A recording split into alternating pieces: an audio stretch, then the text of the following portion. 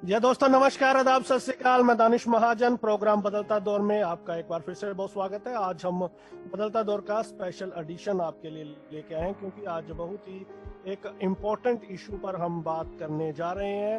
हालांकि ये इम्पोर्टेंट पूरी कम्युनिटी के लिए होना चाहिए था, इस इशू पर इतनी बात नहीं हो रही है जितनी होनी चाहिए।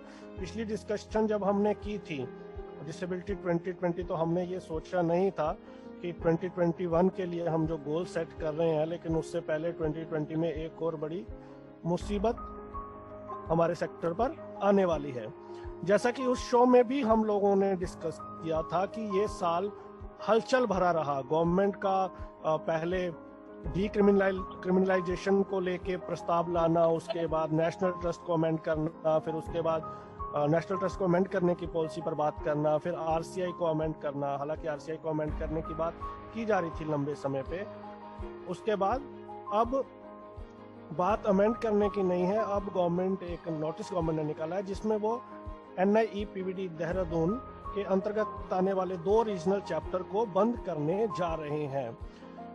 जब कोरोना चल रहा है और पूरे देश में बवाल मचा हुआ है बाकी चीज़ों पर, ये समझ के बाहर है कि गवर्नमेंट को क्या हुआ है, जो कुछ नया ना लाने की बजाय जो चल रहा है उसको भी बंद करने की बात कर रहे हैं। बहरहाल जो अभी नया नोटिस आया है उसमें गवर्नमेंट ये कह रही है कि हम कलकत्ता और हैदराबाद सिकंदराबाद में जो NIEPVD देहरादून के 2 रीजनल चैप्टर है उनको बंद करने जा रहे हैं। कोई क्लैरिफिकेशन नहीं है कि क्यों बंद करने जा रहे हैं।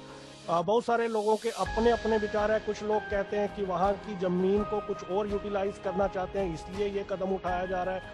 कई लोग ये कह रहे हैं कि कोस्ट कटिंग शायद करनी है, इसलिए किया जाना है। लेकिन सवाल ये है कि क्या कोस्ट कटिंग के लिए इतना रिग्रेस स्टेप उठाने की जरूरत है? अगर सेंटर में हम बात करें तो कितने इंस्टीट्यूट है। एक तरफ गवर्नमेंट जब कह रही है कि हमें नए स्किल सेंटर खोलने की जरूरत है, हमें नए सेंटर खोलने चाहिए। RPD एक्ट में भी स्पेशल स्कूल्स और इंक्लूसिव एजुकेशन दोनों पर जोर दिया गया है कि अपने अपने इच्छा का कोई सब्जेक्ट चूज कर सकता है। लेकिन इतने रिग्रेस जो स्टेप्स हैं गवर्नमेंट क्यों उठा रही है? गवर्नमेंट की मंशा क्या है? इससे पहले सारी दुनिया जब वर्चुअल प्लेटफॉर्म्स पर प्रोग्राम कर रही थी डिसेबिलिटी डेज के ऊपर, हमारी जो मिनिस्ट्री था जिसका ये कर्तव्य था, उन्होंने प्रोग्राम को पोस्टपोन कर दिया और नेशनल अवार्ड्स भी इस बार डिस्ट्रीब्यूट नहीं किए। तो समझ आ नहीं रही है कि डिसेबिलिटी डिपार्टमेंट हमारा क्या कर रहा है। CCPD की पोस्ट लंबे अरसे से वैकेंट है। तो इन सब पर आज हम बात जो स्पेसिफिकली करने जा रहे हैं कि ये 2 जो सेंटर बंद करने जा रही है सरकार, इनकी मंशा है क्या, चाहती क्या है सरकार? तो जो हमारे मेन स्ट्रीम से सुनने वाले दोस्त हैं उनको बता दें कि NIEPVD देहरादून जो विजुअली इम्पेयर्ड के लिए कोर्सेज रन करते हैं, तो उनके जो सेंटर है 2, एक हैदराबाद और कलकत्ता में, अभी बंद करने की बात की जा रही है सरकार द्वारा। सबसे पहले तो प्रोग्राम में मैं पैनलिस्ट को इंट्रोड्यूस करूं, उससे पहले मैं कांग्रेट्स करना चाहता हूं मुरलीधरन सर को, जिन्होंने इस टॉपिक को उठाया। इनकी ऑर्गेनाइजेशन ने प्रोटेस्ट भी किए NIEPVD देहरादून NIEPVD सिकंदराबाद और कलकत्ता के सामने। कलकत्ता में शायद इनका होने वाला है, उस पर सर बात करेंगे। और हैदराबाद में तो हुआ था। गवर्नमेंट ने अभी तक किसी तरह की कोई अपनी मंशा क्लियर नहीं की है। मैंने अपने जो विजुअली इम्पेयर्ड जो कम्युनिटी के लीडर से बात करनी चाहिए। कईयों को इस सब्जेक्ट के बारे में बिल्कुल भी अभी तक नॉलेज नहीं थी, कईयों ने इस पर कमेंट करने से मना कर दिया और कईयों ने फोन नहीं उठाया। तो आज हमारे साथ जो पैनलिस्ट हैं, मुरलीधरन सर खुद हमारे साथ हैं NPRD से। मुरलीधर, आपका बहुत बहुत स्वागत। Thank you Danish for inviting me. नमस्कार सभी साथियों को, श्रोताओं को। जगदीश सर हैं, स्कॉलर हैं। जगदीश सर, आपका बहुत बहुत स्वागत। Thank you Danish.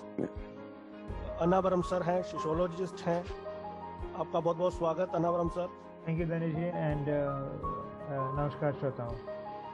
और अन्नावरम सर हैदराबाद से ही हैं, तो हमें बताएंगे वहाँ सेंटर के क्या काम होते थे और कैसा चल रहा था, क्यों इसे बंद किया जा रहा है।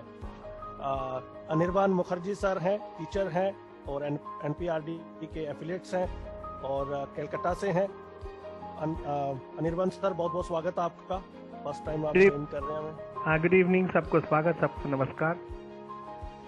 और आई थिंक हमारे साथ श्रीनिवासु सर है, आपका भी बहुत बहुत स्वागत। You are able to hear us. तो किसी भी प्रोग्राम को शुरू करने से पहले थोड़ी उसकी हिस्ट्री हम समझ लें तो ज़्यादा बढ़िया रहता है।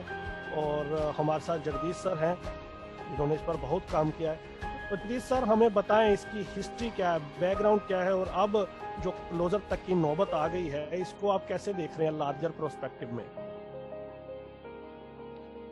जी जरूर। मैं इतिहास का संक्षेप में थोड़ा सा वर्णन करना चाहूंगा कि जो इंस्टीट्यूट है इसकी शुरुआत कैसे हुई और कैसे इसका विकास हुआ और ये एक अपेक्स लेवल का इंस्टीट्यूट कैसे बना। सौभाग्य से इनफैक्ट मुझे मौका मिला है, लाल अडवाणी साहब जो उसके जब इंस्टीट्यूट बना था 1978 में, national institute of visually handicap, तो वो उसके पहले डायरेक्टर हुआ करते थे और सौभाग्य से मेरे को उनकी बायोग्राफी पे काम करने का मौका है जिसमें मैं काम कर रहा हूँ। और उनको लगभग मैंने 30 इंटरव्यू मैंने उनकी मृत्यु से पहले 1-2 महीने पहले किए थे। तो किताबों से तो मेरा जो कुछ नॉलेज है ही है थोड़ा बहुत, लेकिन उसके अलावा आई मस्ट से कि ये मेरा प्रिविलेज रहा कि उनसे मुझे एक फर्स्ट हैंड इंफॉर्मेशन सुनने को मिली और जिससे कि पूरा एक इतिहास जो है इस इंस्टीट्यूट का वो मुझे जानने को मौका मिला। तो इसकी शुरुआत जो हुई थी ये हुई थी आपका द्वितीय विश्व युद्ध के दौरान। एक उस जमाने में क्लूथा मैकेंजी ब्रिटिश ऑफिसर थे जो OSD बनाए गए, officer on special duty on blindness, और 1943 में एक कमेटी बनाई गई। क्लूथा मैकेंजी खुद ब्लाइंड हो गए थे फर्स्ट वर्ल्ड वॉर के दौरान और उनके कुछ रिलेशन में थे लॉर्ड वेबल जो उस समय हमारे वाइस राय हुआ करते थे, उनके कुछ रिश्ते में वो लगते थे। तो बिकॉज ऑफ दैट ये ब्लाइंडनेस में एक इंटरेस्ट लॉर्ड वेबल का जगह और उन्होंने कहा कि हिंदुस्तान में इस फील्ड में काम करना है और एक कमेटी बनाई गई 1943 में जिसने एक अपनी रिपोर्ट दी और वो it's committee was called committee on blindness और वो रिपोर्ट इनफैक्ट 1944 में सबमिट की गई। और उस रिपोर्ट के आधार पे जो भी कुछ हमारे इमीडिएटली पोस्ट इंडिपेंडेंस पीरियड में काम होने शुरू हुए वो उसका बेसिक जो फाउंडेशन था वो रिपोर्ट था। तो ये तो एक हुआ कि एक ब्लूप्रिंट लेआउट कर दी गई कि ब्लाइंडनेस फील्ड में क्या काम किया जाए सब्सिक्वेंटली, और वो स्वतंत्रता से पहले ही थोड़ा बहुत शुरू हुआ और उसके बाद वो चलता रहा, डेवलपमेंट्स होते रहे। और वो जो इंस्टीट्यूट ओरिजिनली उस समय जो बना था देहरादून में वो था एक सेंट डंस्टन हॉस्टल के नाम से, Saint Dunstan for the war blinded, जिसका काम था कि जो द्वितीय विश्व युद्ध के दौरान लोग वॉर ब्लाइंडेड हो रहे थे उनको रिहेबिलिटेट करना, उनको बेल सिखाना, उनके जो भी स्किल्स हैं ओरिएंटेशन मोबिलिटी डेवलप ये करवाना। तो वही इंस्टीट्यूट बाद में जब हिंदुस्तान आज़ाद हो गया तो वो एक बेसिस बन गया कि इसको खाली वॉर ब्लाइंडेड के लिए ना रख के इसको सिविलियन फील्ड में खोला जाए। और 1943 में मौलाना आज़ाद जो हमारे एजुकेशन मिनिस्टर थे इंटरिम गवर्नमेंट में, उन्होंने एक स्पेशल मीटिंग करके उसको सिविलियन के लिए खोला। एज ए रिजल्ट जो सेंट डंस्टन हॉस्टल अब धीरे धीरे एक सेंटर बनता गया जिसमें कि जितने भी ब्लाइंडनेस रिलेटेड एक्टिविटीज थी वो सारे वहाँ पर डेवलप होने लगे। तो धीरे धीरे काम शुरू हुआ। सबसे पहला काम हुआ कि यूनिफॉर्म ब्रेल कोड पे काम किया जाए जिसमें कि भारतीय भाषाओं के लिए पहले कोई एक स्टैंडर्ड ब्रेल कोड नहीं हुआ करता था, अलग अलग देश के हिस्सों में अलग अलग भाषाओं पे काम होता था, अलग उसमें उसका ब्रेल का अलग अलग कोड होता था। तो इस टाइप का पहला काम हुआ जैसे कि भारतीय ब्रेल के नाम से जो पहली ब्रेल का डेवलपमेंट हुआ। 1959 में मौलाना आज़ाद की मृत्यु से थोड़ा ही पहले उनका एक सपना था कि मॉडल स्कूल खोला जाए, वो वहाँ पर खोला गया। फिर एट द सेम टाइम क्योंकि मेन वहाँ पर ये था कि जो लोग लेट ब्लाइंडनेस के होते हैं तो उनके लिए TCAB training centre for the adult blind वो खोला गया जिसमें कि वोकेशनल स्किल्स के हैं। तो ये धीरे धीरे ऐसे एक्टिविटीज होती रही। 1962 में ब्रेल लाइब्रेरी खोली गई वहाँ पर, national Braille library for the visually handicapped, और ऐसे 1967 तक उसका इस लेवल तक डेवलपमेंट हो गया कि उसको सेंटर ऑन ब्लाइंडनेस के नाम से बोलने लगे। और 1973 में नूरुल हसन जो मिनिस्टर हुआ करते थे वो वहाँ पर गए और उन्होंने कहा कि इसमें काफ़ी काम करने की ज़रूरत है और क्यों ना हम कुछ 4 इंस्टीट्यूट्स ऐसे हर फील्ड में खोलें। तो एक काम दिया गया लाल अडवाणी साहब को कि भाई आप इसका ब्लूप्रिंट तैयार करें। उन्होंने तैयार की, हालांकि कुछ सेक्रेटरी लेवल से वहाँ उनको एक रेजिस्टेंस भी हुआ, बट उन्होंने काफ़ी मेहनत करके उसको तैयार किया और फाइनली अप्रूव हुआ कि 4 नेशनल इंस्टीट्यूट्स खोले जाएंगे, जिसमें एक NIOH हो गया कलकत्ता में, national institute for orthopaedically handicap, NIMH हो गया, national institute for mentally handicapped Secunderabad में, and NIHH national institute for hearing handicapped, and of course NIVH national institute for visually handicapped. तो ये 4 इंस्टीट्यूशंस 1970s में डिसाइड हुए, और सबसे पहले जो है वो NIVH की स्थापना हुई। बाकी इंस्टीट्यूशंस का भी हुआ, लेकिन एनीवे वो हमारे लिए यहाँ रेलेवेंट नहीं है। तो इस प्रकार से इंस्टीट्यूट की स्थापना हुई, जिसमें कि बहुत सारी जो एक्टिविटीज थी ब्लाइंडनेस का एक अपेक्स लेवल पे जो भी काम हो रहा था वहाँ से होने लगा। और धीरे धीरे ये देखा गया, क्योंकि ये नेशनल इंस्टीट्यूट है एक ही जगह से, देहरादून से पूरे देश भर में ब्लाइंडनेस रिलेटेड एक्टिविटीज को वहाँ से चलाना मुश्किल है, तो उसके लिए रीजनल सेंटर्स खोले गए। और इसी प्रकार से ये जो आपका चेन्नई में भी रीजनल सेंटर है, हैदराबाद में है, if I am correct, Calcutta में है, ये सब this is how they came into existence. और अब मुझे समझ में नहीं आ रहा है कि इसका लॉजिक क्या है, कि इनको क्यों बंद किया जा रहा है। और मैं ये कहूँगा कि देखिए, पोस्ट कोरोना पीरियड में जहाँ की कॉर्पोरेट फंडिंग डिसेबिलिटी फील्ड में बहुत कम की जा रही है, और वहाँ यदि सरकार भी इस फील्ड से अपना हाथ खींच लेती है, देखिए डिसेबिलिटी फील्ड के लिए एक बहुत बड़ा क्राइसिस आने वाला है। सर्विसेज एज इट इज एक बहुत लिमिटेड बजट एलोकेशन है इस फील्ड के लिए, और सरकार यदि धीरे धीरे ऐसे अपना हाथ खींच लेती है, तो इस फील्ड में अब देखिए तो सर्विसेज लगभग धीरे धीरे बंद हो जाएंगे, क्योंकि कॉर्पोरेट सेक्टर की फंडिंग का वैसे भी डाइवर्शन हो गया है। वो डिसेबिलिटी पे भी काफ़ी जो फोकस हुआ करता था, फॉर एग्जांपल एक MVA करके एक कंपनी है जो एक मल्टी लेवल मार्केटिंग का, उसका ब्लाइंडनेस में डिसेबिलिटी में पहले काफ़ी फंडिंग थी। पिछले कुछ 1-2 सालों में उन्होंने हेल्थ पे कर लिया, और अब तो उसी लाइन पे इनफैक्ट ज़्यादातर जो कॉर्पोरेट सेक्टर के कंपनियां हैं, कॉर्पोरेट सेक्टर, यही सवाल मैं पूछ रहा था बार बार कि इस समय जब कॉर्पोरेट फंडिंग से हाथ पीछे खींच रहे हैं, आपने FCRA ले आए, उसको स्ट्रेंथन कर दिया, आप हर तरफ से फंडिंग को ब्लॉक कर रहे हैं, और जब आप गवर्नमेंट को ज्यादा से ज्यादा प्रोजेक्ट चलाने चाहिए, इंस्टीट्यूट बढ़ाने चाहिए, उस समय आप ऑपोजिट डायरेक्शन में जा रहे हैं। अनवरम सर, आपसे समझना चाहता हूँ, हैदराबाद से है, इनको बंद करना, वहाँ क्या एक्टिविटीज होती थी, वो कितने इम्पोर्टेंट है वो देश के लिए, सेंटर विजुअली इम्पेयर्ड के लिए। आज कई आर्टिकल्स में बच्चों के पेरेंट्स ने भी लिखा है कि हमारे बच्चे कहाँ जाएंगे, कुछ समझ नहीं आ रहा। तो थोड़ा बताएं हमें, आपको क्या समझ आ रहा है मोटा मोटा? मैं पहले इससे शुरू करूं कि मुरलीधरन साहब को कंग्रेचुलेट करूं, क्योंकि मेरा न्यूज़ मिल रहा है, क्योंकि मैं दिल्ली में बैठा हूँ, कि the protest that NPRD has organized in the last 2 years, last 2 days has been quite successful, and people ने भी इतना participate किया. I think it has moved the conscience of the people. Of course, we have to the outcome apart. I think I should congratulate the NPRD for that. Absolutely, yes. Thank you, Yes. Anurag. Thank you. और ऐसे समय में मैं भी थोड़ा इसमें add करना चाहूँगा। देखिए, ऐसे समय में जो कि डिसेबिलिटी फील्ड में इतने लंबे टाइम से जो ऑर्गेनाइजेशंस इन्वॉल्व हैं, और जिन्होंने हर फ्रंट पे पहले लड़ाई लड़ी, मुझे समझ में नहीं आ रहा वो क्यों इसमें चुप बैठे हैं। इतना बड़ा इशू हो रहा है। बिल्कुल उस पे बात करेंगे। मैं बता रहा हूँ, मैंने बताया बिगिनिंग में, कुछ हमारे बड़े बड़े लीडर्स को कईयों को इश्यूज नहीं पता, कई फोन नहीं उठा रहे, कई इस पे बात नहीं करना चाह रहे। तो उस पे भी मैं 2-3 बात बोलूंगा। Go ahead please. जी, बट बिकॉज जगदीश सर ने जो इतिहास शुरू किया था, मैं एक भी 2-3 बात उससे भी बोलने दीजिए कि 1984 में ये बात हो रही थी। शुक्ला साहब NIVH के डायरेक्टर थे, if my memory serves right, कि उस समय पे ये था कि where should we establish a regional centre, because they wanted to establish a regional center for NIVH in South. There was no regional center at that point in time. I had an interview with one of the gentlemen who was actually part of the NIVH training program at that point. It so happened just within a day, and somebody came from Chennai with the recommendation, and the NIVH center went there, regional center. And part of the reason is at that point of time the Andhra state delayed a bit to allocate land. They wanted some 7-8 acres of land, and the file got delayed.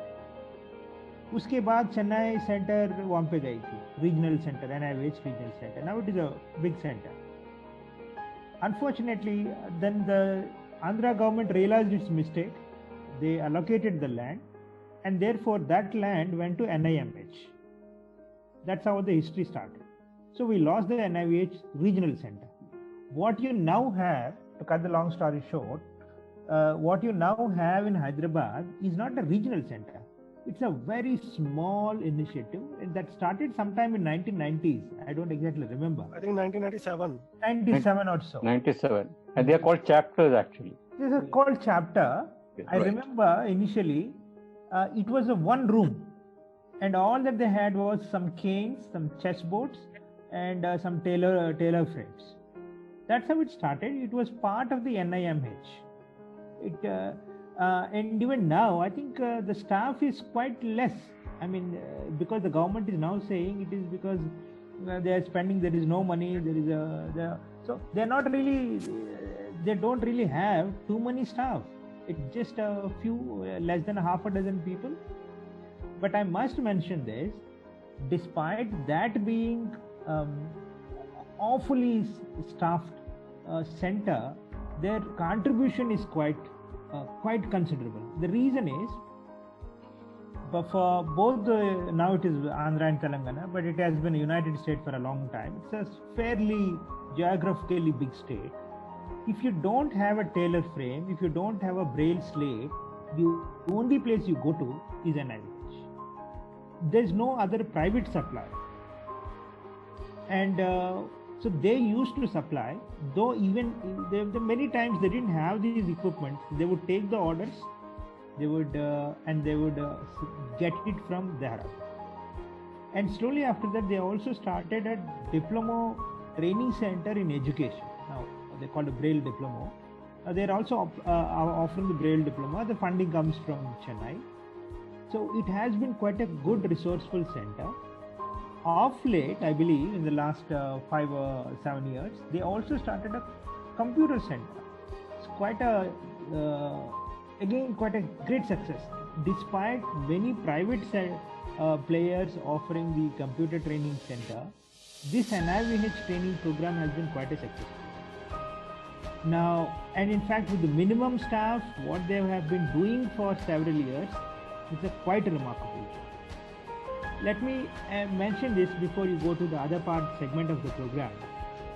There has been a way in which this NIMH program has been systematically set aside. For example, you have from every chapter and regional center, one person is nominated to an executive committee. You might not believe, I don't have anything against the person being nominated for it, but let me tell you, the person who has been nominated in the last 2 years is someone who did not even pass the 10th standard. Of course, it has been quite remarkable how you actually destroy institutions. It happens not overnight, though the notification must have come now. It happens quite systematically, and this gentleman, despite being party to the executive committee decision that has decided to close this center, did not even open his mouth. And when the notification came out, now he says he didn't know anything about it. We don't understand how is it that he doesn't know, because this decision has been taken in the executive committee. And I think that is one way in which the government, by the way, the gentleman I'm referring to is a visually impaired himself. So there is a particular way in which we are actually undermining the institutions. The best other example that can come to me, you might be knowing, RCI operates through zonal coordinating centers. You must be knowing. Across India, there are 12 coordinating centers. I don't remember personally any university professor being the coordinator of those centers, though the mandate is that you should have representation from the university. And most of the time, the people who coordinate these centers are NGO leaders who actually offer the training program. So they are the supervisors, they are the trainers, and everything themselves.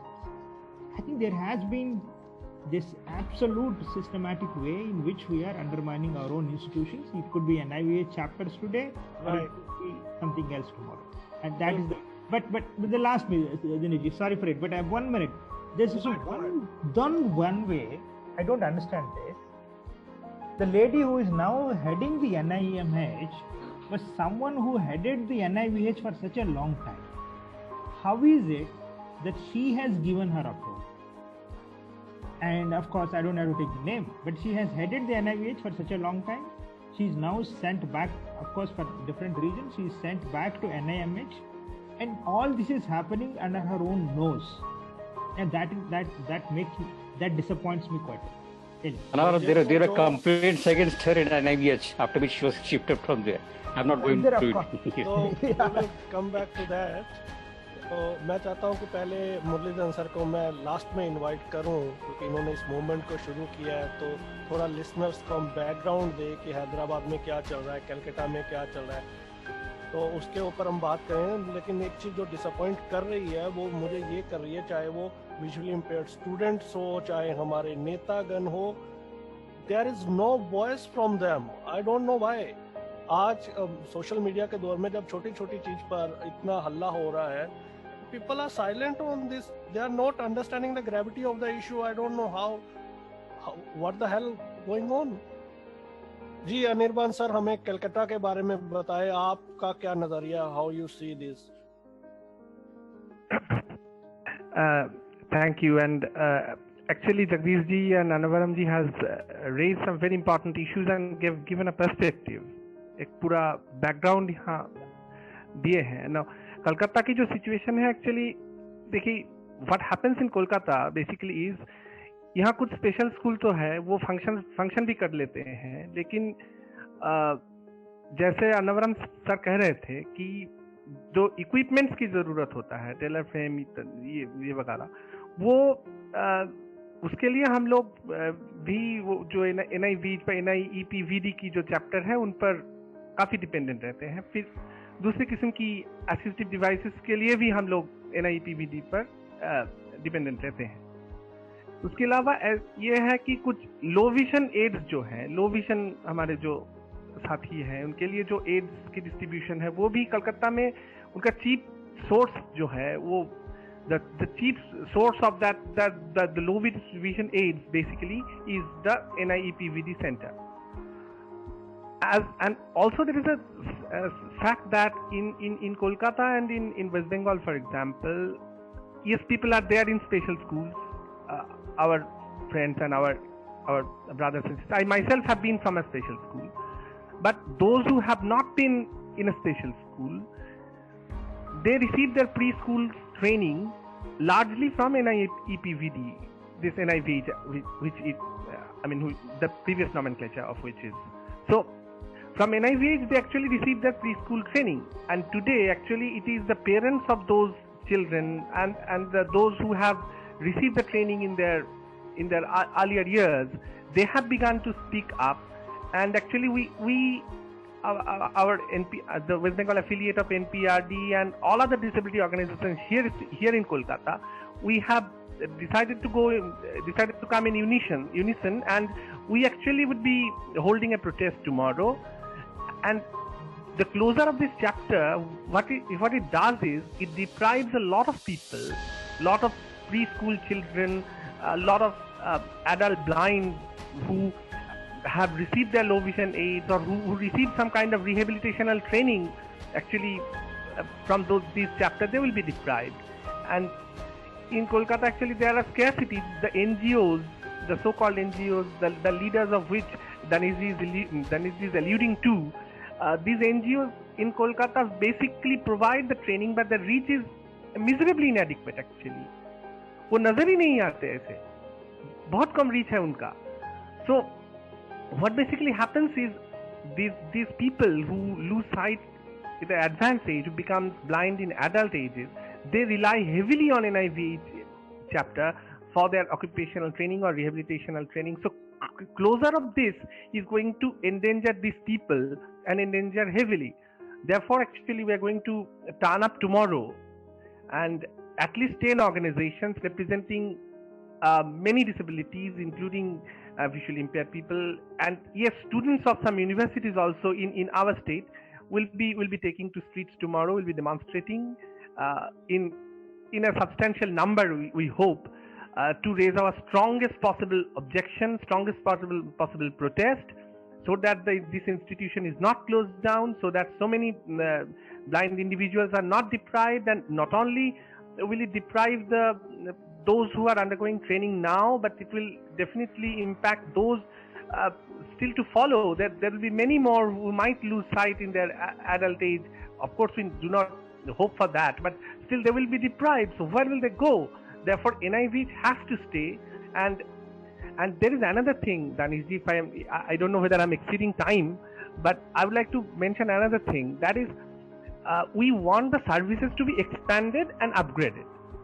Not only what is there has to be preserved or has to be saved, but we want those services to be expanded and upgraded.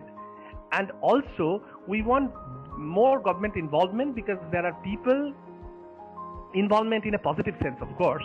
There are people, the staff are basically not government staff, they're contractual staff, and so there are issues of accountability perhaps. And what is basically happening is, they have been starving this institution for these last 2 decades or more, and now they have come at a point and they're citing that these institutions are not functioning. It's a classic case of drying up an institution and closing it down. And there are murmurs in Kolkata that this might be handed over to, but again, since these are murmurs and I cannot substantiate these murmurs, therefore let me not go into that. But there are murmurs of a surreptitious kind. So there are a lot of have raised very valid points, and I was about to come on that issue. So we will discuss that. Why government is not upgrading? So it is the duty of the government. So before we come on this issue, Murli sir, आपसे समझना चाहता हूँ. You are the first person who raised this issue.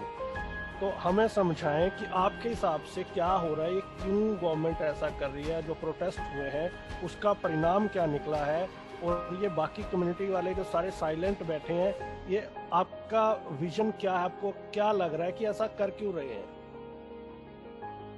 Danish, सबसे पहले तो जगदीश जी और अनावरण को मैं धन्यवाद देना चाहूँगा कि एक पर्सपेक्टिव, एक बैकग्राउंड, हिस्टोरिक एक बैकग्राउंड और पर्सपेक्टिव उन्होंने सेट किया. इस एक इंस्टीट्यूशन कैसे बना, उसका पीछे उसका रिकॉर्ड क्या रहा, हिस्ट्री क्या रहा, और आज के संदर्भ में उसको हम देखना चाहिए. क्योंकि हम आज को देखेंगे तो कल क्या हुआ था उसको देखना पड़ेगा. That's how we have to see it, what was there yesterday, and then only we can read what is happening today.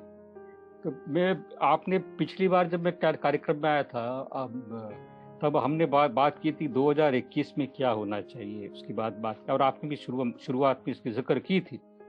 2021 जो है एक बहुत ही कठिन वाला होने वाला है, ये तो आज ही तय हो चुका है हमारे लिए.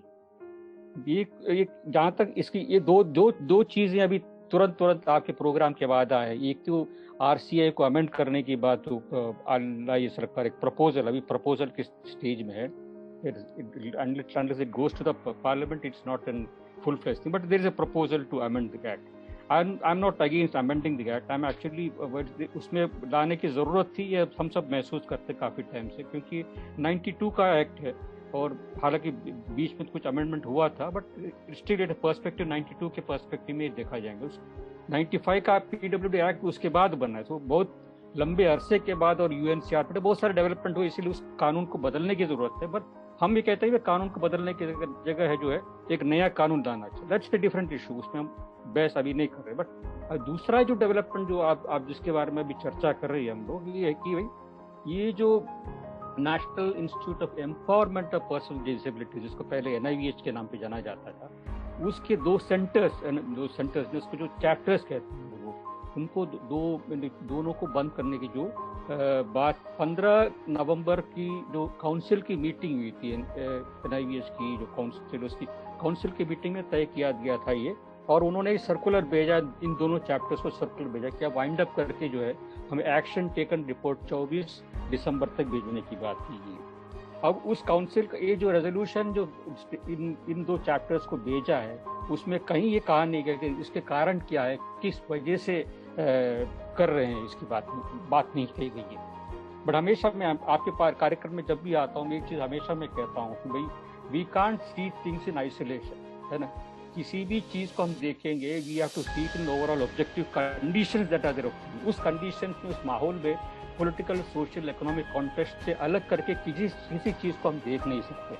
अभी देखिए, अब ये जो आ रहा है, आरसीए का अमेंडमेंट हो या इस अमेंडमेंट हो, ये दोनों में जो है नेशनल एजुकेशन पॉलिसी का कहीं ना कहीं ये है, but they are not talking about it, but है। आरसीए का अमेंडमेंट पर देखिए, वो कहते हैं कि सेल्फ सस्टेनिंग बनाना चाहिए आरसीए को। RCA it is a autonomous body existing on budgetary support से चलता है एक इंस्टीट्यूशन को आप सेल्फ सस्टेनिंग बनाने की बात कर रहे हैं ना। एक तो ये, अब ये सेंटेंस भी खोलने के बंद करने के पीछे कह रहे हैं कि भाई there is going to be cost cutting है। अब हर चीज में कॉस्ट कटिंग की बात कर रहे हैं। दूसरा देखिए, एनईपी में जो एडवोकेसी है कि भाई स्कूल मर्जर्स की बात करती है एनईपी। अगर देखेंगे आप एनईपी, हालांकि विकलांग संगठनों में और डिसेबिलिटी में वो जो लोग काम करते हैं, ज्यादातर लोगों ने जो इस पॉलिसी को वेलकम किया है और कहा कि जब इसमें इंक्लूशन की बात हो रही है, इसमें आरपीडी एक्ट के बारे में कहा, ये सब बहुत सारी चीजें, it is written all over. But inclusion तभी हो सकता है जब तक बच्चा स्कूल जा पाएंगे ना। जब ये स्कूल्स की जब मर्जर हो जाएगी, talking about largest school complexes, NEP में कहा गया लार्जेस्ट स्कूल कॉम्प्लेक्सेस बनाने की बात है। यानी कि नाइबरहुड स्कूल का जो कॉन्सेप्ट था, नाइबरहुड स्कूल्स बंद कर रहे हैं। यानी कि जो गरीब बच्चे जो जाते हैं, जा सकते हैं, जो विकलांग बच्चे जा सकते हैं, लड़कियां जा सकते हैं स्कूल में। लड़कियां जो दूर दराज के स्कूल और 10-15 किलोमीटर में स्कूल होगा तो माँ बाप भेजेंगे नहीं स्कूल में, है ना। सो दैट वही कॉन्सेप्ट जो है, मर्जर वाला कॉन्सेप्ट जो है, इसमें भी लाने की कोशिश करेंगे। छोटे जो केंद्र है, इन छोटे केंद्र को बंद करके मर्ज करके एक बड़ा केंद्र बनाने की बात कर रहे हैं। अब देयर आर ये इसमें एक और एक चीज है कि इसमें सेंट्रलाइजेशन की भी एक बात है। डिसेंट्रलाइजेशन का कॉन्सेप्ट खत्म करके जो सेंट्रलाइज करने की एक चीज हो रही है। अब इस पर कॉस्ट कटिंग आप देखिए, प्रायोरिटी सरकार की आप देखिए। एक अभी इस कोरोना काल के दरमियान इतनी बड़ी कटौती, इकोनॉमिक क्राइसिस हो रही है, लोगों के नौकरियां छीनी जा रही है, खाने की सुविधाएं नहीं है। उस समय में आप अभी थोड़े दिन पहले जो है प्रधानमंत्री नरेंद्र मोदी ने एक फाउंडेशन स्टोन रखा, जिसके लिए एक सेंट्रल विस्टा, एक नया पार्लियामेंट कॉम्प्लेक्स बनाने के लिए। कितना खर्चा है उसके ऊपर? 13,450 करोड़ रुपए है। 13,450 करोड़ रुपए एक नया पार्लियामेंट कॉम्प्लेक्स के लिए, एक नया सेंट्रल विस्टा बनाने की।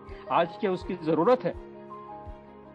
आप कॉस्ट कटिंग जो है, ये कॉस्ट कटिंग सोशल वेलफेयर, इसमें ऑस्टेरिटी करोगे, लोगों के पेंशन में आप कटौती करोगे, बाकी चीजों में आप कटौती करोगे, एड्स एंड अप्लायंसेस में आप कटौती करोगे, और निजीकरण करोगे, इसको एजुकेशन का निजीकरण करोगे, और ऐसे सब चीजों में जो आप बेशुमार आप खर्च करोगे। This actually exposes the priorities of the government. अब एजुकेशन में बहुत सारे चीजें, एग्जाम्पल्स है केरल के, दिल्ली के एग्जाम्पल्स है, मैं जाना नहीं चाहता, बट दिस इज एक्चुअली जो वंचित समाज है, जो मार्जिनलाइज सेक्शन है, डिसेबल भी उसमें मार्जिनलाइज है। डिसेबल में multiple layers of discrimination, multiple layers of marginalisation है। ये दलित भी होता है, आदिवासी भी होता है, बैकवर्ड क्लास में भी होता है, इकोनॉमिकली भी मार्जिनलाइज है। ये तमाम चीजें बहुत सारे विकलांग में होती है। There come from all this things. अब ये एजुकेशन से, इन सब चीजों से जो है, इस किस्म के करने से जो है, उन तम there be actually checked out of the educational system. आप कितना भी इंक्लूजन किसी भी डॉक्यूमेंट में कह लीजिए, इम्प्लीमेंटेशन तो ये हो रहा है ना, then this is going to happen, it is actually going to impact, it is going to impact. That's fine, but अब इसके हम बात करें, जो प्रोटेस्ट आपने हैदराबाद में किया था, कलकत्ता में है, उसका क्या आउटकम है? और ये तो आपने बताया कि ये लार्जर प्रोस्पेक्टिव में सारी चीजें हो रही हैं। तो हमारे भाई बंधु जो हम यूनिटी की बात करते हैं वहाँ, तो ऑलमोस्ट एवरीबडी इज साइलेंट। हालांकि जो आपने लेटर लिखी एमएसजे को, बहुत सारे लोगों ने उसको एंडोर्स किया है। हाँ जी, ब्लाइंड ऑर्गेनाइजेशंस में एक तो नैब ने एंडोर्स किया उसको, हालांकि हमने तो पब्लिक डोमेन में डाला था चिट्ठी, जो भी साइन करना चाहते हैं साइन कर सकते हैं, और बिल्कुल सिंपल सा चिट्ठी था कि इसको बंद मत कीजिए आप, और इसमें ज्यादा कोई there is no political context, कुछ नहीं लिखा उसमें। आप दानिश आपने भी साइन किया उसका, आप जानते हैं। तो we have put it, anybody could have signed it, organization signed it, दुख की बात है actually, it's a very unfortunate that many organizations have actually। अब देखिए, अब इसमें भी अभी कुछ साल पहले तक बहुत सारे ऑर्गेनाइजेशन प्रोटेस्ट करते थे, जगदीश जी के वर्क काम करते थे, प्रोटेस्ट करते थे, सब करते थे। आज बहुत सारे संगठन बंद है। दे आर नॉट बंद मतलब उनके मुंह बंद है, ताले लग गए उनके मुंह पे actually, and it's very unfortunate actually. और ये केवल डिसेबिलिटी में नहीं है, बहुत सारे और भी जगह पे हम देख सकते हैं इसमें कि people are actually been silenced actually for whatever reason, किसी न किसी चीज से आवाज को। हाँ, हमें तो देखना है when we call ourselves activists, then when we call champion, disability champions, then ये सही नहीं प्रूव होती ना बात। जगदीश सर, मैं आपसे समझना चाहता हूँ इसी बात को, हम थोड़ा सा दो चीजें की लार्जर हम बात कर रहे हैं अभी। एक तो अनिर्बान सर ने कहा अपग्रेडेशन। अगर कोई चीज होती है कि कोई चीज खराब भी मान लिया जाए कि कुछ अच्छा नहीं चल रहा है, वहाँ स्टाफ कम है, तो ये तो गवर्नमेंट की ड्यूटी है ना उसको दुरुस्त करना। डिपार्टमेंट काहे के लिए बना है? तो ये जो अनावरम सर ने कहा, जो विजुअली इम्पेयर्ड वहाँ पे हेड थे, जो भी हैं, आई डोंट नो, तो वो कह रहे हैं कि मुझे पता ही नहीं था मीटिंग में। अब एक तरफ हम बात करते हैं कि हमारी रिप्रेजेंटेशन होनी चाहिए, पॉलिटिकल रिप्रेजेंटेशन होनी चाहिए। यहाँ तो बहुत सारे हमारे एनजीओ के लीडर ही वो गवर्नमेंट से मिलके आवाज नहीं उठाते, तो क्या वो पॉलिटिकल रिप्रेजेंटेशन हो जाएगी तो तब हमारी बातें मान ली जाएंगी? क्या वो हमें रिप्रेजेंट करेंगे? Can we believe that? देखिए,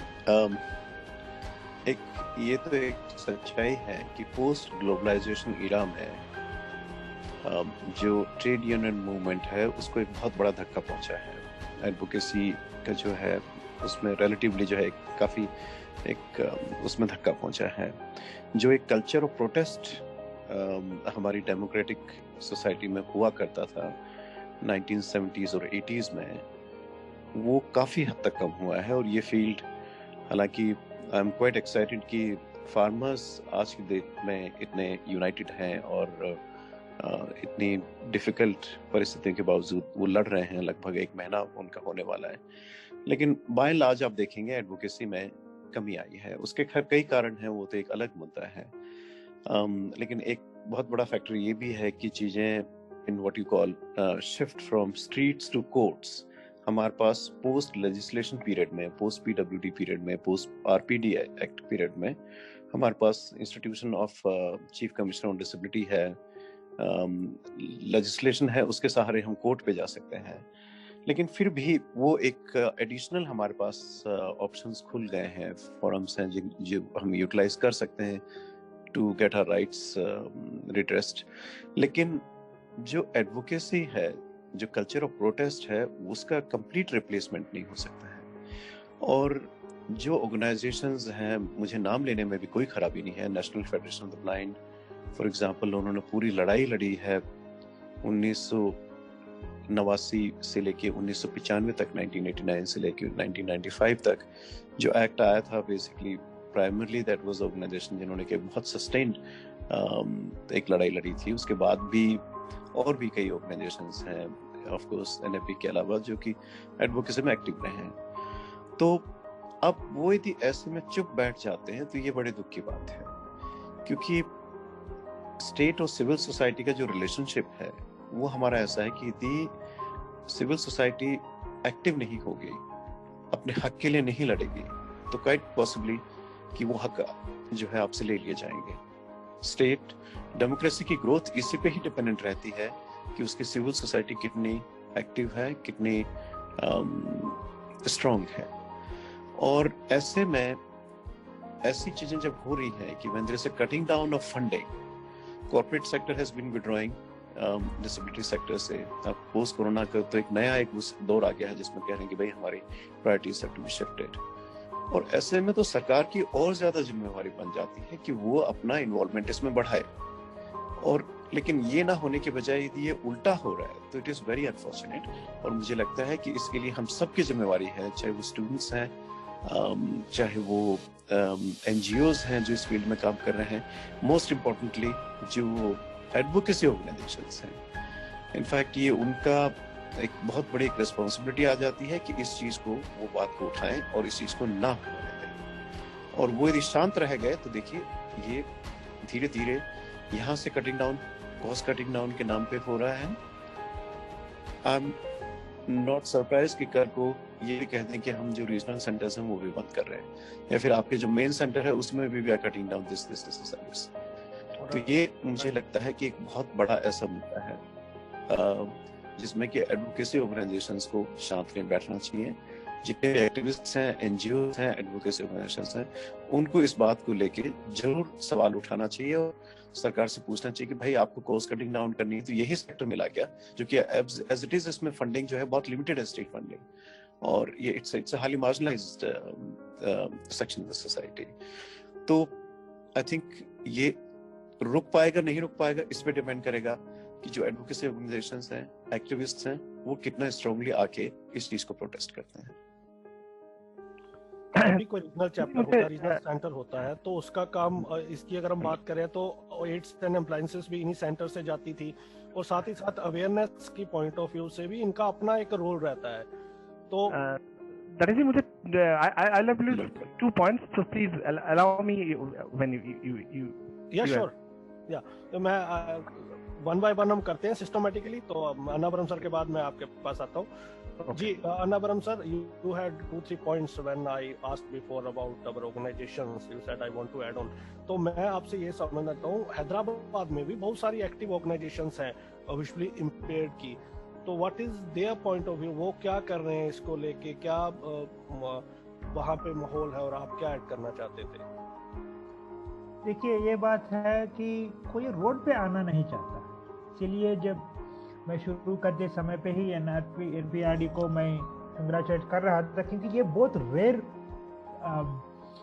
इवेंट हो गए हैं कि सब लोग या व्हाट्सएप में या फेसबुक में कोई स्टेटस मैसेज डाल दिया, सोचते हैं कि हमारा काम हो गया। तो ये प्रॉब्लम है, ये प्रॉब्लम हैदराबाद में भी है। और जो एक्टिविज्म की बात आती है रजनी जी, मैं ये बात जरूर कहना चाहूँगा, अगर आप प्रोटेस्ट नहीं कर रहे हैं, साइलेंट बैठे हुए भी तो ठीक है, मैं सोचता हूँ आपका चॉइस है। लेकिन पिछले साल से हम ये देख रहे हैं कि अब सिर्फ साइलेंट ही नहीं है, अब एंडोर्स कर रहे हैं। जो भी गवर्नमेंट करती है डिसेबिलिटी के खिलाफ, आप उसको एंडोर्स करते, वही कोई दूसरे लैंग्वेज में रखे, लेकिन आप एंडोर्स करने जा रहे हैं। आप इतने साल से और 40-50 सालों से ये मूवमेंट पे है, लेकिन एंडोर्स करने की कहाँ, मतलब आपको दिल कैसी आती है? तो मुझे I never understand how we have suddenly changed our mind. If this has been our approach, it means we are all selected. ये बहुत दुखी की बात है। मैं दूसरी बात ये भी कहूँगा कि जो मेन स्ट्रीम ऑर्गेनाइजेशंस की बात हो रही थे, हैदराबाद में हमारा दोस्त मुझे कह रहा था कि भाई ये सब लोग द फर्स्ट थिंग ये did approach these 1 or 2 organisations in Delhi. दोनों ऑर्गेनाइजेशन है, मैं नाम नहीं लूंगा, लेकिन 1 or 2 major organisations in Delhi, they said, one of them said sorry we don't want to come into this play, the other ने कह दिया कि भाई देखेंगे। So I think they know it, they are making a choice not to enter into it. So in my understanding, they are endorsing it. That is something that we would never forgive. तीसरी बात यह है कि centers like this are ideally important now. Important now इसीलिए है, ये skill development की बात कर रहे हैं। स्किल डेवलपमेंट कहाँ से होगा? ये ना one of the Jagdish sir ने भी कहा था कि 1967 हो या 73, one of the major reasons why these institutions have come is to impart skill. ये एक तरफ से हम कह रहे हैं कि हम स्किल डेवलप करेंगे, और दूसरी तरफ से जो स्किल डेवलप करने की सेंटर्स ने आप शुरू किया, उसी सेंटर्स को आप बंद करने जा रहे हैं। It is quite a contradictory thing. You say something else, but you actually do something else on the ground. दूसरी बात उसी में ये आएगा कि अब now you brought the NEP, which is a very good thing, and a big component of NEP is a vocational training, right from the school. Now at least there is this small center, you close it, and where are you going to actually do the trainings and skill development? For one example मैं दूंगा before you get into others. आप सब लोगों को पता ही होगा मिलन दास, one of the gentlemen who actually for the first time in India who developed the very cost-effective tools of teaching, tactile tools. Milan Das ji अब तो retire हो गए हैं. We still meet him now and then. He used to work in Hyderabad. He worked in Hyderabad nearly for 15-20 years, if I'm not wrong. It is actually at that point of time, he developed all these tactile tools. He used to go, travel from one school to the other, show it to the students, take their feedback and come back and develop them. We need, all the more important now, for such kind of tools when you're talking about skill development. And where are you going to get this research done if you actually keep closing this sentence? I mean, there's complete contradiction.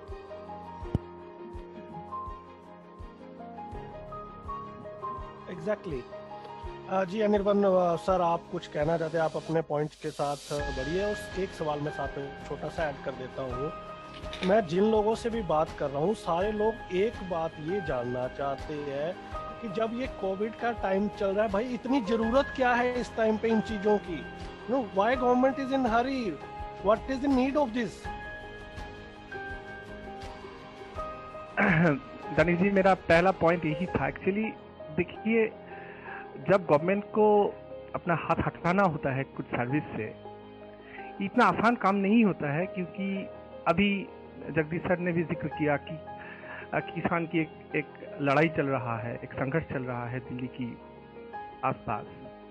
तो ये इतना आसान नहीं है और ये परिस्थिति भी इतना आसान नहीं है। लेकिन ये जो जब कोविड आया तो entire population of this country is dazed actually. कुछ पता नहीं है ऐसे, एकदम they are completely dazed, they are clueless, and we are actually shut down. So in this state, when actually the entire country, the people, they're basically clueless, they're basically dazed, it is the perfect time for the government to bring about all these regressive notions, because the people are not in a position to resist, the people are not in a position to protest. जब आप सबसे vulnerable होते हैं, तभी सबसे जो bitter pill जिसको कहते हैं अंग्रेजी में, वो आपको दिया जाता है, क्योंकि आप वो ऐसे समय है जब आप resist नहीं कर सकेंगे. So we are now in a position when we cannot come to the streets, and if people with disability, we have increased vulnerabilities actually. Most of our friends, we are finding it very difficult to commute by public transport because of this increased risk of COVID. Now the government has chosen this time so that we actually receive it. Yes, we may be shooting a few Facebook statuses, and we are sharing WhatsApp forwards among ourselves. We are getting angry among ourselves. We are getting indignant among ourselves. We are railing against the government amongst ourselves. But again, this will not spill out into streets, because actually we are clueless. We are absolutely vulnerable because of this. And this is actually, since Jagdish ji has talked about neoliberal globalization and all that, this has been the hallmark of bringing in all the changes in this neoliberal order. When the people are most dazed, when the people are most vulnerable, when the people are most clueless, bring about those bitter pills, bring about those harsh measures. This is the one thing that I wanted to bring out. And दूसरा जो मेरा point था वो ये कि हम लोग को ये देखना पड़ेगा कि NIVH किसको रिप्रेजेंट करते हैं और किसको केटर करते हैं. Now NIVH कोलकाता में उस तबके के लोग जाते हैं अक्सर जो स्पेशल स्कूल्स में जाते नहीं, जो दिखते नहीं हैं. हम विजुअल इम्पेयर की कम्युनिटी में भी ऐसे हैं जो दिखते हैं. हम लोग जो स्पेशल स्कूल से आते हैं, जो नामदार स्पेशल स्कूल से आते हैं, उन लोगों को दिखते हैं. और ये दिल्ली की ऑर्गेनाइजेशंस हो, मुंबई की ऑर्गेनाइजेशंस हो, या बड़े मेट्रोज की ऑर्गेनाइजेशंस हो, वो सब ये स्पेशल स्कूल्स और जो एडवांस स्कूल्स हैं, जो एफ्लुएंट तबके के लोग हैं, उनको देखते हैं और उनको ही, उनके नजरिया को ही ऐसे सामने रखते हैं. तो NIVH में जिस किस्म के लोग आते हैं, जिस तबके के लोग आते हैं, वो अक्सर वही है जो स्पेशल स्कूल्स में कभी आए नहीं, उनके पेरेंट्स में पढ़े लिखे भी नहीं है, और पढ़े लिखे है भी तो उनको एक टेलर फ्रेम के लिए भटकना पड़ता है, और उनको कुछ एक इक्विपमेंट्स के लिए भटकना पड़ता है. सो ये लोग ऐसे ऑर्गेनाइज नहीं है. They are not in a position to resist. See, if the government was in a position to close a special school, for example, maybe in our state or in other states, or maybe in a reputed school of a large metro, then our community might have erupted in protest, because these people, these visually impaired individuals are visible. ये इन लोगों को दिखते हैं ज्यादा. और एक तीसरी जो बात मैं कहना चाहूंगा, जो अनवरम सर ने भी कह रहे थे, कि NIVH कोलकाता में एक ऐसी चीज होते हैं कि ये इसका प्लेसमेंट ऑफिस है, वो कुछ एक प्लेसमेंट देते हैं.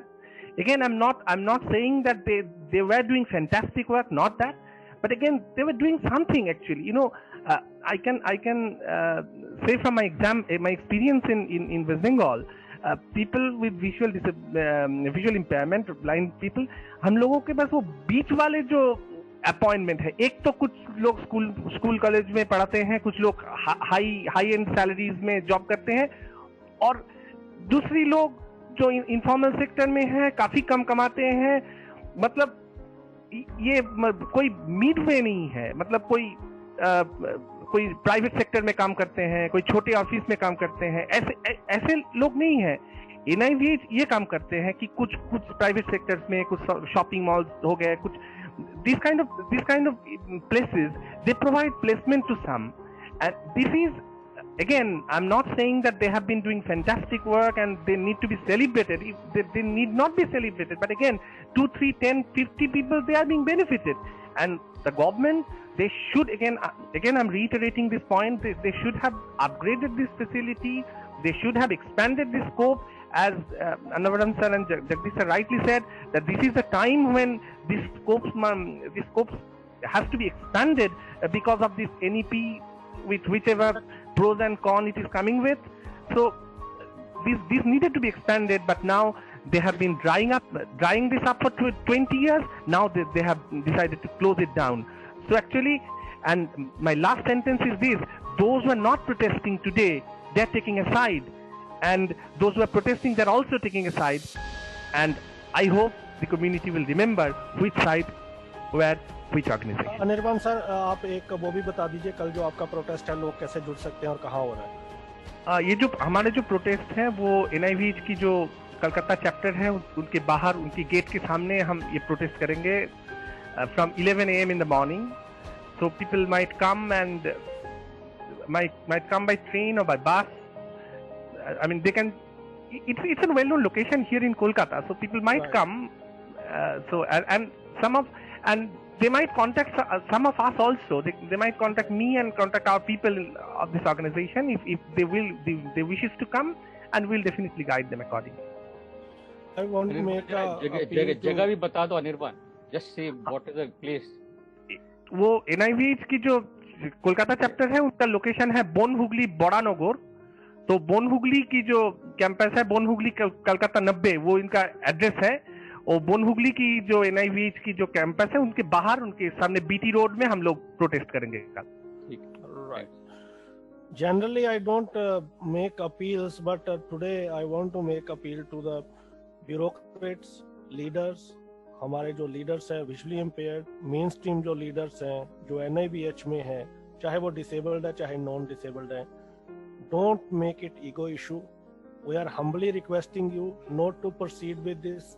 और अगर जो भी लोग इसमें इन्वॉल्व है, future generation will not excuse you. आप पछताओगे, आपको आने वाली जनरेशंस, अभी की भी और आने वाले की भी कर्स करेंगी. What you call yourself leaders will be judged in future, and you will not be able to excuse even yourself. So don't go with this. सामने आए, प्रोटेस्ट करें, डू राइट टू. जरूरी नहीं है कि आपको सड़कों पे ही आना है. अगर आप नहीं आता है, there are multiple ways to protest. You can write to government, you can go to court, आप सोशल मीडिया पर कैंपेन चला सकते हैं, सड़कों पे आ सकते हैं. Whatever way, do show your solidarity, come, and this should not happen. And I request ministry also, all the disability commissioners who are involved, minister, honorable minister, kindly think, reconsider it, and don't go with this closure. जी Modi sir. सब लोगों ने तो कुछ बोल दिया है. अब क्या चाहते हैं आप मेरे से? मैं कह रहा हूँ प्रोटेस्ट तो खैर ये दुख की बात है कि बहुत सारे संगठन जो आ सकते थे, दरअसल जो एक्टिव रहे, सालों से जो एक्टिव रहे, वो हमारे साथ इस प्रोटेस्ट में शामिल नहीं है। नहीं, मैं ये आपसे जानना चाहता हूँ कि जैसे हम बार बार बात कर रहे हैं, बहुत सारी प्राइवेट ऑर्गेनाइजेशन ऑलरेडी बंद हो चुकी हैं और कई बंद होने पे कगार पे है। जब वल्नरेबल सेक्शन हम कहते हैं, इससे पहले जो वाराणसी में भी सेम मूवमेंट हुआ था, उनके ट्रस्टी ने कह दिया भैया फंड ला दो, हम कर देंगे, नहीं चला सकते, हमारे पास फंड नहीं है। लेकिन गवर्नमेंट तो ये नहीं कर सकती, गवर्नमेंट की तो रिस्पॉन्सिबिलिटी है कि हर लास्ट व्यक्ति तक पहुंचने की। तो अब लास्ट व्यक्ति के साथ ऐसा होगा तो कहाँ जाएगा कोई, क्या होगा? खास तौर पे इस दौर पे बोल रहा हूँ, आपने FCRA भी लिया है, आपने फंडिंग वैसे ही नहीं आ रही है, तो सारे सभी लोग जो कंट्रीब्यूट कर रहे हैं वो हेल्थ केयर में इस टाइम पे कर रहे हैं, डिसेबिलिटी सेक्टर में रोज के फोन आ रहे हैं कि कट किया जा रहा है, रोज कट किया जा रहा है, फंडिंग नहीं मिल रही है, हम क्या करें?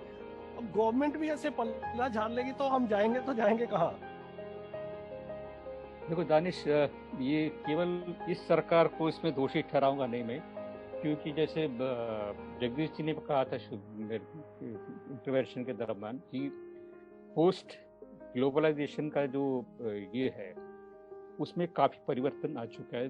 केवल हिंदुस्तान में सारे विश्व के पैमाने पर एक बड़ा चेंज आ चुका है।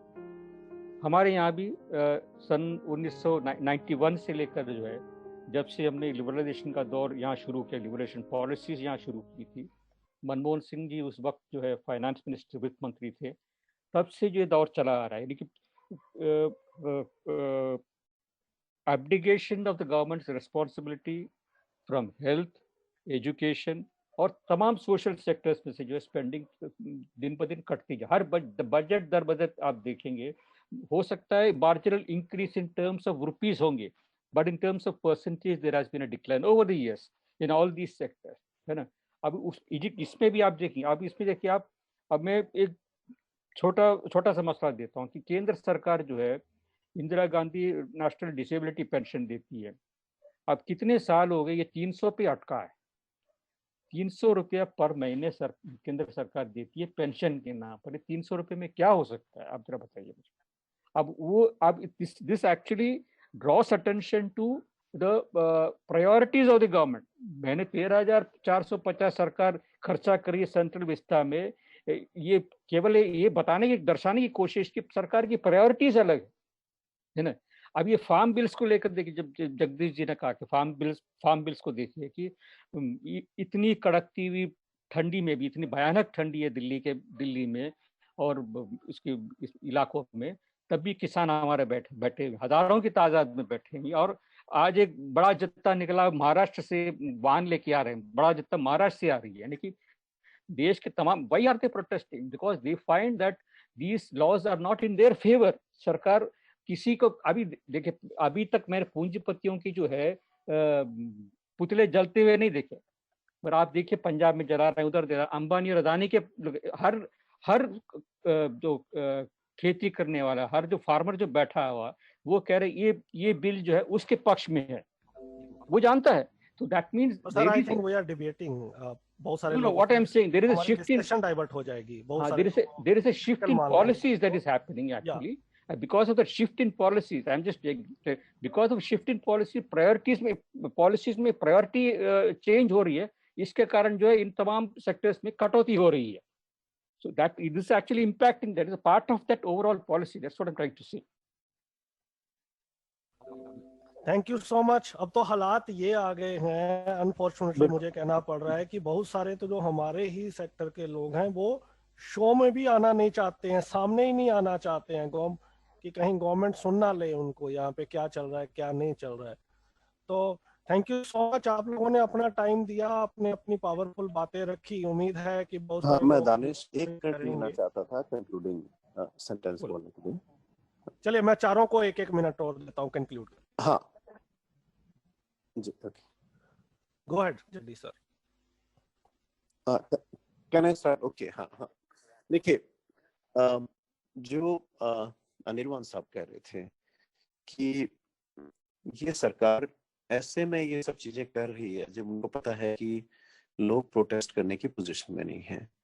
और मैं देखता हूँ जिस ढंग से चीजें हो रही हैं, रातों रात आर्टिकल 370 अबॉलिश कर दिया गया, रातों रात ये एंटी फार्म बिल्स जो कानून है ये ले आए गए।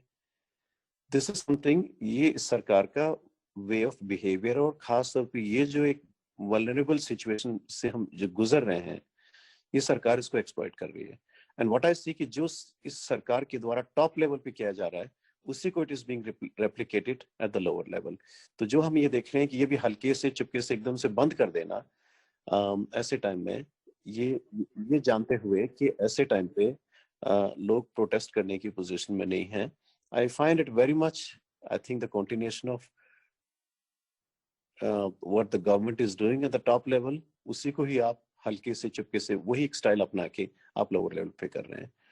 और लेकिन मुझे लगता है कि ये यदि डेमोक्रेटिक फोर्सेस साथ खड़ी होती हैं और एक कल्चर ऑफ प्रोटेस्ट जो हमारी डेमोक्रेसी का एक बहुत अहम हिस्सा रहा है, इसको यदि हम कंटिन्यू करें, और आरपीडी एक्ट जब आ रहा था तो उससे पहले भी जो है काफी उसमें कमियां थी, और उसके लिए कई ऑर्गेनाइजेशन साथ में आए, एनएबी उसको लीड कर रहा था। तो आखिरकार कांग्रेस सरकार जाते जाते वो मजबूर हो गई कि वो जो हड़बड़े में जो आरपीडी बिल को जो प्रोड्यूस करना चाह रही थी क्रेडिट लेने के लिए, वो मजबूर हो गई उसको विड्रॉ करने के लिए। तो आज भी यदि प्रोटेस्ट हम करते हैं, लड़ते हैं इसके अगेंस्ट, तो मुझे नहीं लगता है कि किसी भी हालत में सरकार इस टाइप का डिसीजन ले पाएगी। बट वो इसी पे डिपेंड करेगा कि हमारे जो एक्टिविस्ट्स हैं, हमारे जो एडवोकेसी ऑर्गेनाइजेशंस हैं, वो कितनी सक्रियता से इस बात को समझ के और अपने साथियों के बीच में फैलाएं, और इस चीज पे वो अपना इस इश्यू को सीरियसली लें, और अपना जो एक प्रोटेस्ट का कल्चर रहा है जिसकी वजह से बहुत कुछ आज तक हमने पाया है, और वो उसको यदि अप्लाई किया जाए, तो आई डोंट रियली सी कि ये कॉस्ट कटिंग डाउन के नाम पे इस टाइप के काम जो एंटी डिसेबिलिटी हो रहे हैं वो होंगे। आई थिंक संक्षेप में मैं ये कहना चाहता हूँ। Right, Annavaram sir. जी, मैं सिर्फ दो ही बात कहना चाहता हूँ। ये बात है, I think most of the time we miss it. Public institutes एक डेमोक्रेटिक सिटीजन्स को प्रोड्यूस करते हैं। The death of public institutions, NIVH हो या RCI हो, जो भी हो, also means death of democratic citizens। मैं ये सिर्फ थियरी बात नहीं कर रहा हूँ। आप देख लीजिए, आप जो भी इस स्थिति है NIVH की बंद हो या जो भी हो, ऐसी समय पे लड़ने वाला कौन है? जो स्पेशल स्कूल में, गवर्नमेंट स्कूल्स में, गवर्नमेंट हॉस्टल्स में वो जो पढ़ के आए हैं, वही लोग ये कॉन्शियस बनती हैं। मैं एक्सपीरियंस से बोल रहा हूँ। जो प्राइवेट स्कूल से या कहीं आते हैं, वो लोगों की पब्लिक कॉन्शियंस बहुत कम है। मैं नहीं रहता हूँ, मैं ये नहीं कह रहा हूँ नहीं है, उसका मतलब गवर्नमेंट ऐसे नहीं है कि आप ये दो समझ लीजिए।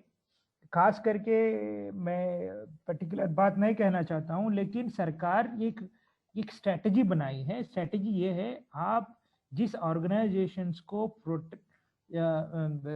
आपको स्ट्रेंथन करना चाहते हैं, प्रमोट करना चाहते हैं, वो लोगों को पैसे दे दो, और वो लोगों प्राइवेट इंस्टीट्यूशन शुरू करेंगे। वो लोग नॉन डेमोक्रेटिक सिटीजन्स को प्रोड्यूस करेंगे, और वो लोगों को प्रमोट करना, ये स्ट्रेटजी ये भी है कि पब्लिक इंस्टीट्यूशंस को बंद कर दो। I think that is not simply about running an institution, it is also about, it is in fact killing the democratic spirit. I am worried about it. It's not about some party, it's not about state. I think there is a close connection between the democratic citizenship and the running of the public institutions. ये बहुत important है, और absolutely I think that has to be taken care. Thank you sir, thank you. Anirban sir, closing comment. देखिए, कल हम protest करेंगे, तो आज की शाम आपसे बात करने की मौका मिले हैं, तो हम ऐसे मतलब निराश नहीं है। ये नोटिफिकेशन जब हम लोगों के बीच में आए थर्सडे को, उसके बाद बहुत सारे ऑर्गेनाइजेशंस ऐसे हैं जिनसे हम बात किए हैं, जिनसे हम लोगों ने कम्युनिकेट करने की कोशिश की है, कम्युनिकेट किए भी हैं। तो उन लोगों ने स्पॉन्टेनियसली हम लोगों की प्रोटेस्ट में शामिल होने की ऐलान किए हैं, शामिल होने की डिसीजन भी लिए हैं। और ये जो माहौल बन रहे हैं कलकत्ता में, NIVH से भी जो खबरें मिल रहे हैं हम लोगों को, ये काफी हलचल यहाँ भी हो रहे हैं। यहाँ का जो पॉलिटिकल एस्टेब्लिशमेंट वो भी इसको सीरियस कॉग्निजेंस ले रहे हैं। इनका लीडिंग मीडिया बंगाल का वो भी इसको सीरियसली इसको संज्ञान में लिए हैं।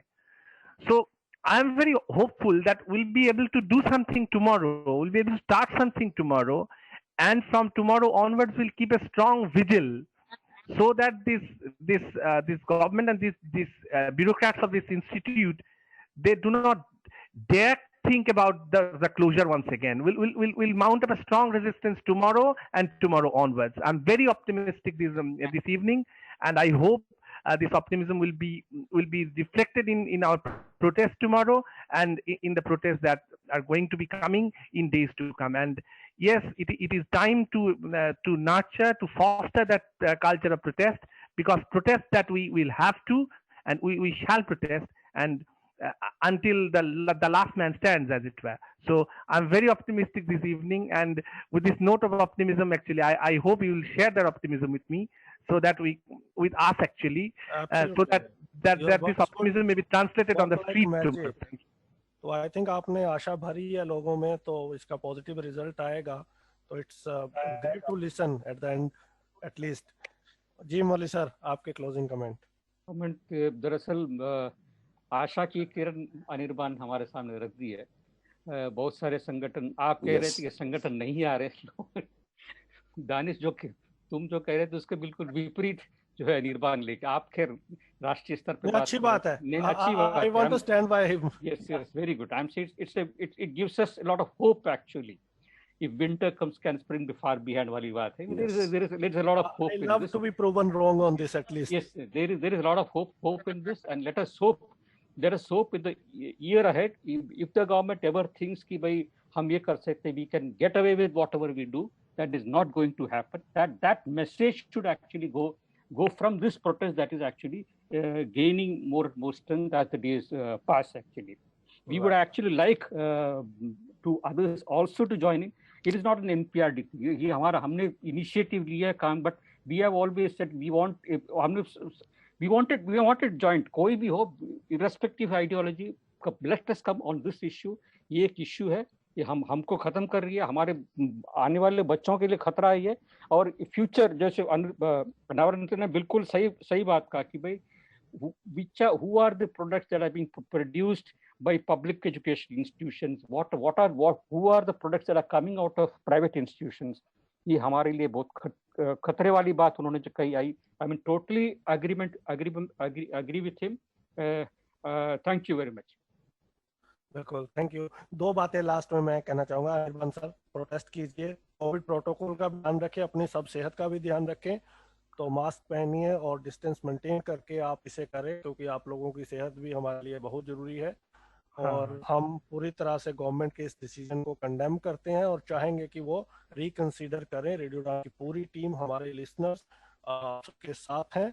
एक चीज और कहना चाहूंगा, जो मेन स्ट्रीम लॉस की बात हुई है, चाहे 70 फॉर्म्स की, उसके ऊपर हमारा कोई ओपिनियन नहीं है, वो इंडिपेंडेंट राय है हमारे पैनलिस्ट की, और they are very well in the purview of expressing their views, but we don't have our opinion on that. This discussion was completely with regard to closure of these regional chapters in Secunderabad and Kolkata. Thank you so much. आप लोग उम्मीद है कि साथ देंगे और एक नई आशा की किरण हमें देखने को मिल। अगले सप्ताह फिर मिलूंगा आपको किसी और टॉपिक के साथ। आप सभी का ज्वाइन करने के लिए और लिसनर्स आपका सुनने के लिए बहुत बहुत धन्यवाद। Thank you so much. Thank you. Thank you. Yeah, thank you for having us. Thank you.